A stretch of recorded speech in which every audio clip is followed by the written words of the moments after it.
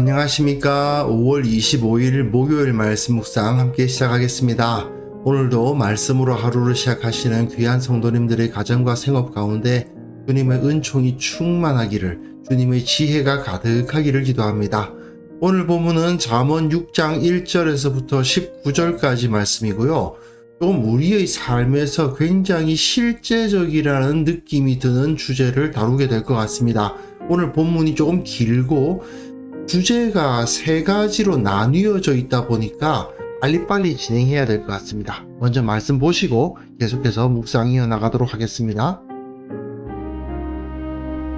내 아들아, 내가 만일 이웃을 위하여 담보하며 타인을 위하여 보증하였으면 내 입의 말로 내가 얽혔으며 내 입의 말로 인하여 잡히게 되었느니라. 내 아들아, 내가 내 이웃의 손에 빠졌은즉 이같이 하라. 너는 곧 가서 겸손히 내 이웃에게 간구하여 스스로 구원하되 내 눈을 잠들게 하지 말며 눈꺼풀을 감기게 하지 말고, 노루가 사냥꾼의 손에서 벗어나는 것 같이 새가 그물 치는 자의 손에서 벗어나는 것 같이 스스로 구원하라. 게으른 자여, 개미에게 가서 그가 하는 것을 보고 지혜를 얻으라. 개미는 두령도 없고 감독자도 없고 통치자도 없으되 먹을 것을 여름 동안에 예비하며 추수 때의 양식을 모으느니라. 게으른 자여, 내가 어느 때까지 누워 있겠느냐? 내가 어느 때에 잠이 깨어 일어나겠느냐? 좀 더 자자, 좀 더 졸자, 손을 모으고 좀 더 누워있자 하면 내 빈궁이 강도같이 오며 내 곤핍이 군사같이 이르리라. 불량하고 악한 자는 구부러진 말을 하고 다니며 눈짓을 하며 발로 뜻을 보이며 손가락질을 하며 그의 마음에 패역을 품으며 항상 악을 꾀하여 다툼을 일으키는 자라. 그러므로 그의 재앙이 갑자기 내려 당장에 멸망하여 살릴 길이 없으리라. 여호와께서 미워하시는 것, 곧 그의 마음에 싫어하시는 것이 17가지니 곧 교만한 눈과 거짓된 혀와 무죄한 자의 피를 흘리는 손과 악한 계교를 꾀하는 마음과 빨리 악으로 달려가는 발과 거짓을 말하는 망령된 증인과 및 형제 사이를 이간하는 자이니라. 오늘 본문은 사실은 세 부분으로 나누어서 각각을 묵상해도 될 정도로 독립되어 있는 주제로 이루어져 있습니다. 우리는 지금 잠언 서문 1장에서부터 9장 사이를 읽어가고 있는데, 오늘 본문은 이렇게 첫째 교훈, 둘째 교훈 이런 식으로 아버지가 아들에게 주는 교훈과는 조금 다른 구조로 이루어져 있죠. 가장 확실한 표식이 뭐냐 하면 시작할 때 잔소리가 없습니다. 이 가르침을 잘 들어야 된다, 명심해라 이런 말이 없고 바로 주제로 들어가고 있죠. 그래서 이런 첫째, 둘째, 셋째, 넷째 하는 그 교훈들과는 조금 다른 형태의 구절입니다. 그런데 오늘 본문은 결국은 우리가 경건하게 살아가기 위해서 반드시 관심을 가져야 할 몇 가지 문제에 대해서 다루는데, 재정관리, 시간관리, 그리고 인맥관리를 다루는 겁니다. 사실 그리스도인들에게 있어서요, 재정관리, 시간관리, 인맥관리, 그리고 건강관리까지 이 모든 것이요, 다 영적인 행위라는 사실을 잊어서는 안 됩니다. 하나님과의 관계와 긴밀하게 연관되어 있는 경건 생활에서 절대 우리가 무시할 수 없는 부분이라는 거죠. 이거는 가난한 사람은 하나님과의 관계가 멀다라든가 몸에 병이 있는 사람은 하나님의 은총을 받지 못한 거다, 이런 이야기를 하고 있는 게 아닙니다. 그게 아니고 우리가 경건한 삶을 살아감에 있어서 반드시 이 문제들은 관심을 가져야만 됩니다. 재정, 시간, 건강, 인맥, 사람들과의 관계, 특히 교회에서는요, 성도 간의 교제에 대해서 강조를 하다 보니까 인맥 관리에 대해서는 결국 가르치고 있는 셈이에요. 하지만 돈 관리해야 된다, 시간 관리해야 된다, 건강 관리해야 된다, 이런 가르침은 잘 주지 않는 것 같습니다. 하지만 성경적으로 봤을 때 재정, 시간, 건강, 그리고 인맥 관리, 이거는 경건 생활에서 빼놓을 수 없는 영적인 행위다 하는 것을 우리는 잊지 말아야 됩니다. 그리고 오늘 본문은 그 중에서 건강관리에 대한 이야기는 없는 것 같고, 재정관리, 시간관리, 그리고 인맥관리에 대한 가르침이 주어지고 있는 거죠. 첫 번째는 재정관리 가르침입니다. 내 아들아 하고는 이 말 잘 들으라 그런 이야기가 없고 바로 본문으로 들어가죠. 담보와 보증이 되었으면 이라는 이야기를 하고 있는데, 담보와 보증은 왜 생깁니까? 빚 때문에 생기죠. 빚을 지니까 담보와 보증이 생기는 거 아닙니까? 내가 빚을 진 것일 수도 있고, 또는 다른 사람의 빚에 어떻게 내가 얽혀 들어간 게 담보요 보증이죠. 그런데 솔로몬은 이것이 심각한 문제다라는 것을 말해주면서, 내 입의 말로 네가 얽혔으며 내 입의 말로 인하여 잡히게 되었느니라. 네가 담보하겠다, 보증하겠다라고 함과 동시에 너는 얽히고 잡혔다라고 이야기를 하죠. 그리고 네가 내 이웃의 손에 빠졌다, 너의 자유를 잃어버렸다라는 것입니다. 이 문제를 결코 작은 문제로 보지 말라는 것이죠. 그렇기 때문에 이같이 하라. 너는 곧 가서 겸손히 내 이웃에게 간구하여 스스로 구원해야 된다. 눈을 잠들게 하지 말며 눈꺼풀을 감기게 하지 말라. 잠잘 시간도 없다는 말입니다. 부지런히 열심을 내서 어떻게든 거기서 벗어나야만 된다는 거예요. 결국 빚에서 벗어나야 된다는 이야기입니다.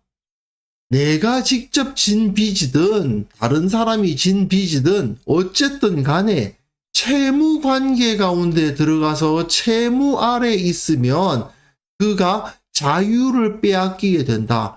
그렇기 때문에 채무 아래 있을 때에는 노루가 사냥꾼의 손에서 벗어나는 것 같이, 새가 그물 치는 자의 손에서 벗어나는 것 같이 그야말로 발버둥을 치면서 어떻게든 거기서 벗어나려고 최선의 노력을 다하지 않습니까?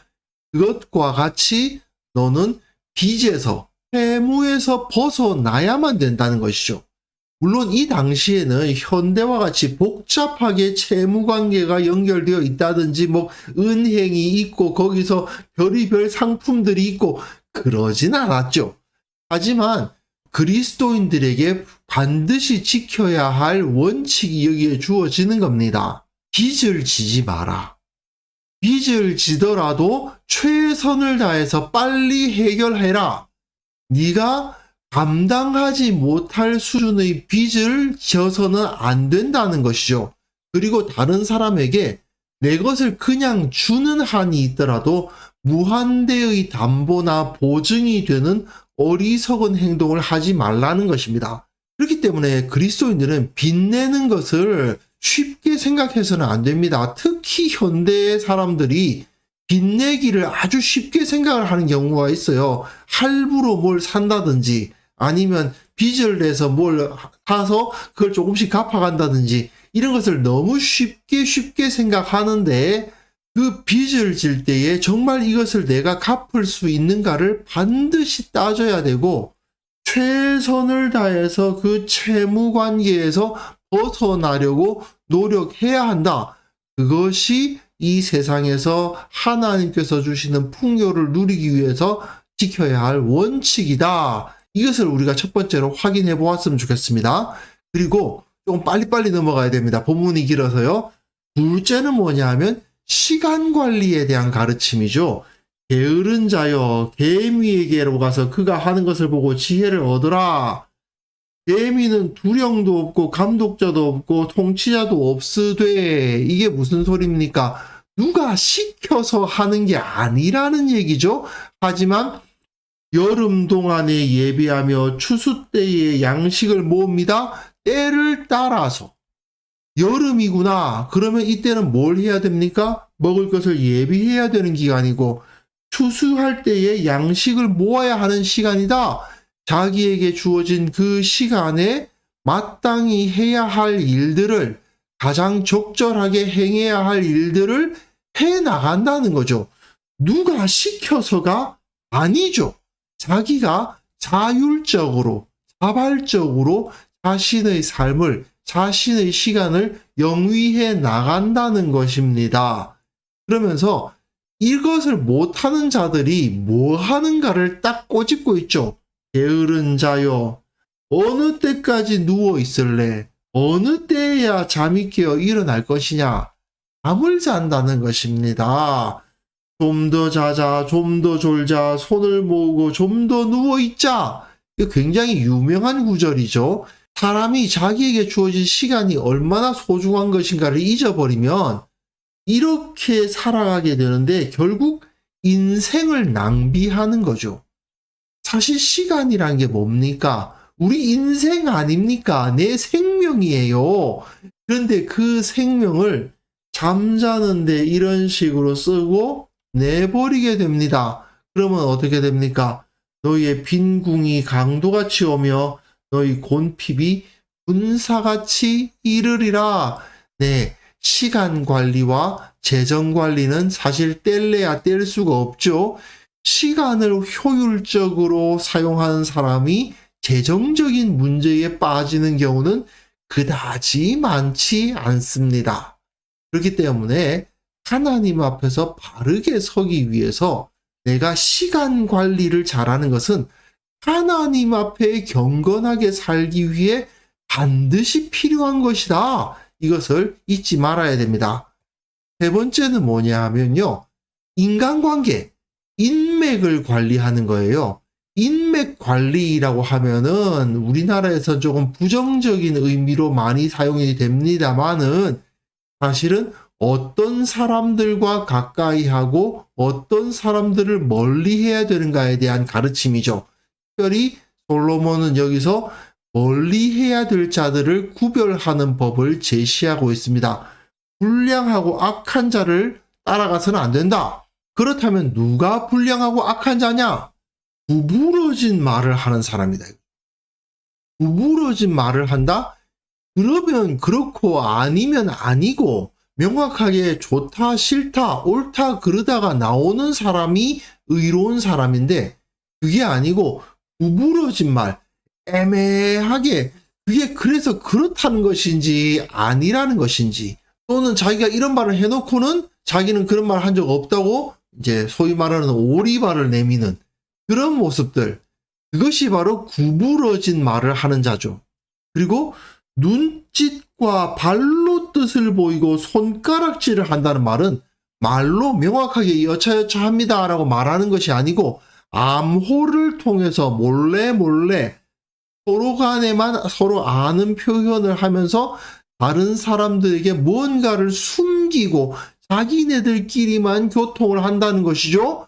이 사람들은 어떤 사람이라는 겁니까? 악인이다 이거죠. 불량한 악인들입니다. 그런 사람들은 마음에 패역한 자고 항상 악을 꾀하고 다툼을 일으키는 자다. 그렇기 때문에 그런 사람은 재앙이 갑자기 내린다. 당장에 멸망한다.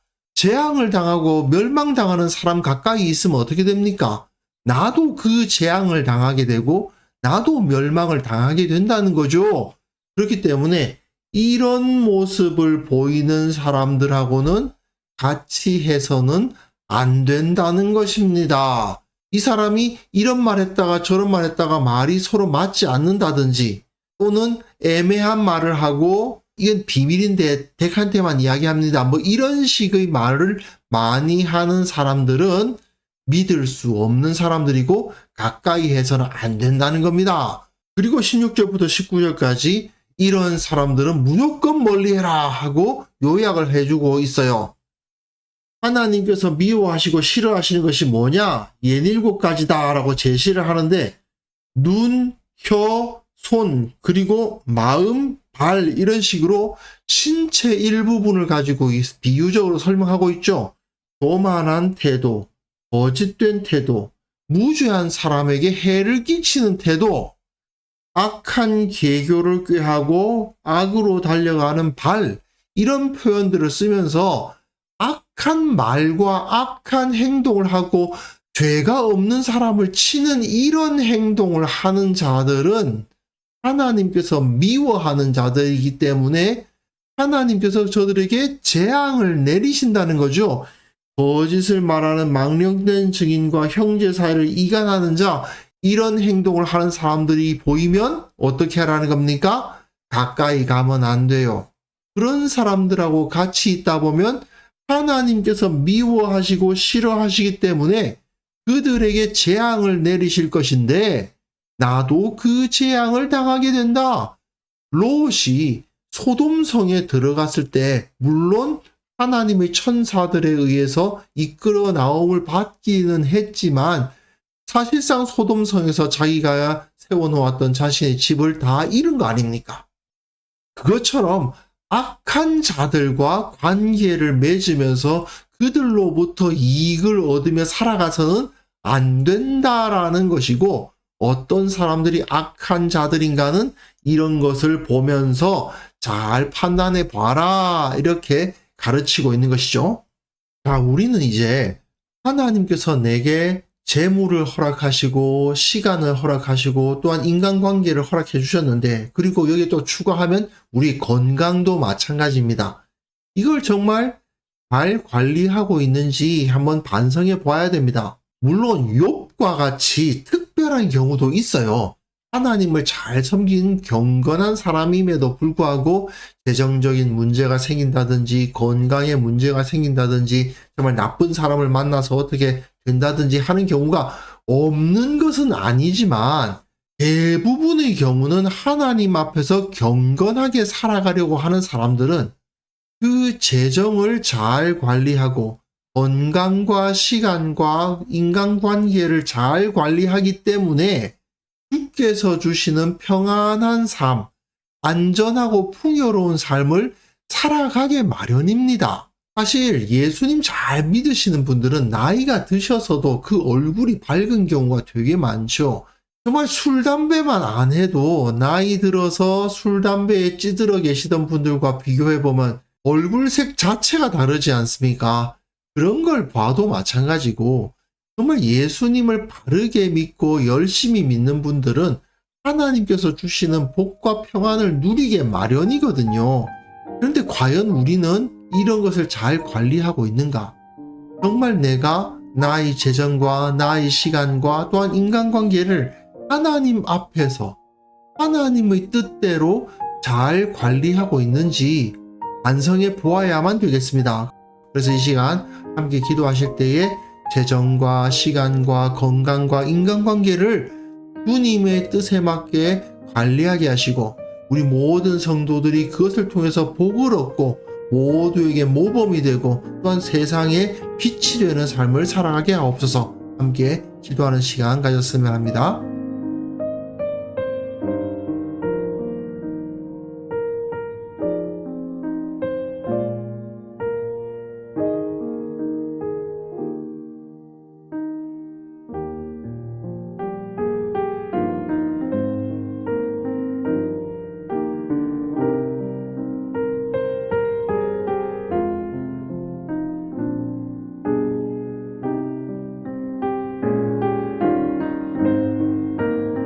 하나님 아버지, 주님께서 우리에게 주신 돈과 시간과 건강과 인간관계를 주님의 뜻에 맞게 관리하는 자들이 되게 하여 주옵소서. 주님의 지혜가 필요합니다. 이 모든 것을 통해서 주님께 영광을 돌려야 되겠사오니 주님의 뜻이 어디에 있는지 잘 살피게 도와주시고 주님께서 기뻐하시는 모습대로 이 모든 것들을 관리할 수 있도록 도와주옵소서. 모든 성도들이 경건을 위해서 자기에게 주어진 것을 잘 활용하게 하시고 서로가 서로에게 그리고 세상의 불신자들에게까지 모범이 되어서 어떻게 살아가는 삶이 진정 올바르고 행복하고 좋은 삶인지를 보여줄 수 있게 하여 주시기를 원합니다. 주님, 세상에 참으로 어리석은 선택들 때문에 고통을 당하는 자들이 있습니다. 자기가 감당하지 못할 정도의 빚을 지거나 아무 가치 없는 일에 자기 시간을 허비하거나 어리석고 악한 자들과 함께 관계를 가짐으로 인해서 고통을 당하는 자들이 있습니다. 주님, 불쌍히 여겨주시고 저들이 하나님을 만나고 회복되고 바로 설 수 있도록 주님의 길을 새롭게 걷게 되는 그런 역사도 일으켜 주옵소서. 교회가 저들을 구원할 수 있는 그런 역할도 감당할 수 있기를 원하오니 주여 교회 위에 성령의 능력을 허락하여 주옵소서. 아버지, 오늘 하루 주님께서 허락하여 주셨습니다. 주님께서 허락하신 이 시간, 또한 주님께서 주신 이 재물, 또한 주님께서 만나게 하신 그 모든 만남들 가운데 주님의 은총이 있기를 원하옵니다. 주님의 지혜와 주님의 열심으로 오늘 하루를 잘 살아갈 수 있도록 주께서 함께하여 주시기를 원하옵고 예수님의 이름으로 기도합니다. 아멘.